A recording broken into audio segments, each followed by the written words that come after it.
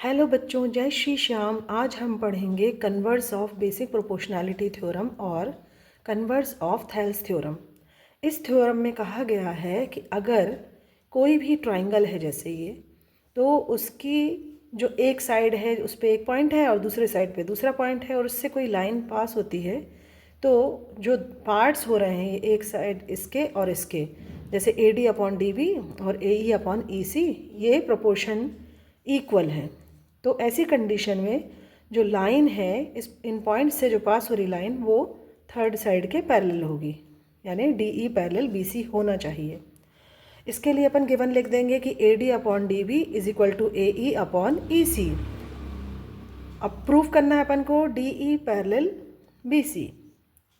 इसके लिए अपन कंस्ट्रक्शन में मान लेंगे, मतलब अपन इमेजिन कर लेंगे, तो वो चीज़ जो इमेजिन करेंगे वो हम कंस्ट्रक्शन में लिखेंगे। Draw D E dash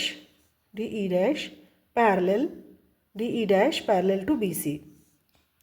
proof यानी जो हमारा सॉल्यूशन रहेगा, प्रूफ दैट इज़, जैसे कि हमने माना है कि D E dash parallel to B C, तो उस अगर ये पैरेलल है तो हमारा जो बेसिक प्रोपोर्शनैलिटी थ्योरम था उसके अनुसार अगर कोई जो लाइनें हैं पैरेलल हैं तो फिर उनका प्रोपोर्शन बराबर आएगा। तो अगर डी ई डैश पैरेलल है बी सी के, तो इस कंडीशन में A D upon D B is equal to A E dash upon E dash C, ये हमारी फर्स्ट इक्वेशन बन जाएगी। बट रियलिटी क्या है, A D upon D B is equal to A E upon E C, हमको ये दिया है, गिवन है, ये अपन सेकंड मान लेंगे। तो फ्रॉम फर्स्ट एंड सेकंड, यानी फर्स्ट इक्वेशन जो है और सेकंड इक्वेशन से हम देखेंगे कि हमारी जो लेफ्ट हैंड साइड है वो सेम है। तो लेफ्ट हैंड साइड सेम होने के कारण हम राइट हैंड साइड भी सेम होना चाहिए। तो A E dash upon E dash C is equal to A E upon E C, ये हो जाएगा। अब हमने देखा कि लेफ्ट हैंड साइड सेम है तो हमारी राइट हैंड साइड भी सेम हो गई, तो हमने सेम सेम को बराबर लिख लिया। अब हम दोनों तरफ इन दोनों तरफ ऐड 1 कर देंगे, एडिंग 1 बोथ साइड। हमने यहाँ पर इसमें भी 1 जोड़ दिया और इसमें भी 1 जोड़ दिया। लेफ्ट हैंड साइड में 1 जोड़ा is equal to right hand side में भी 1 जोड़ दिया।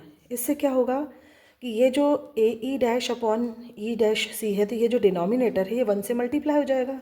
ये लिखा गया यहाँ पर ए ई डैश वैसा का वैसा, प्लस ये ई डैश सी जो है 1 से मल्टीप्लाई हुआ, अपॉन में ई डैश सी, डिनोमिनेटर दोनों का बन गया। उसी प्रकार यहाँ पे भी ऐसे ही करेंगे, ए ई डैश लिखेंगे, सॉरी ए ई लिखेंगे और अपॉन में जो ई सी है वो 1 से मल्टीप्लाई हो जाएगा, तो ई सी आ जाएगा, और अपॉन में सेम डिनोमिनेटर ई सी आ जाएगा। अब हमने देखा ए ई डैश और ई डैश सी अगर जुड़ता है तो ए सी ही आएगा, और नीचे आ जाएगा E dash C is equal to, उसी प्रकार ए ई अपॉन ई सी अगर जुड़ता है तो ए सी आता है, तो ए ई प्लस ई सी ए सी आ जाएगा अपॉन में ई सी। अब दोनों साइड ए सी आ गया तो वो सेम सेम हो गया, कट गया। तो ये भी जो नीचे वाले डिनोमिनेटर ये भी सेम हो जाएंगे क्योंकि इक्वल का साइन लगा है, तो E dash C is equal to E C आ जाएगा।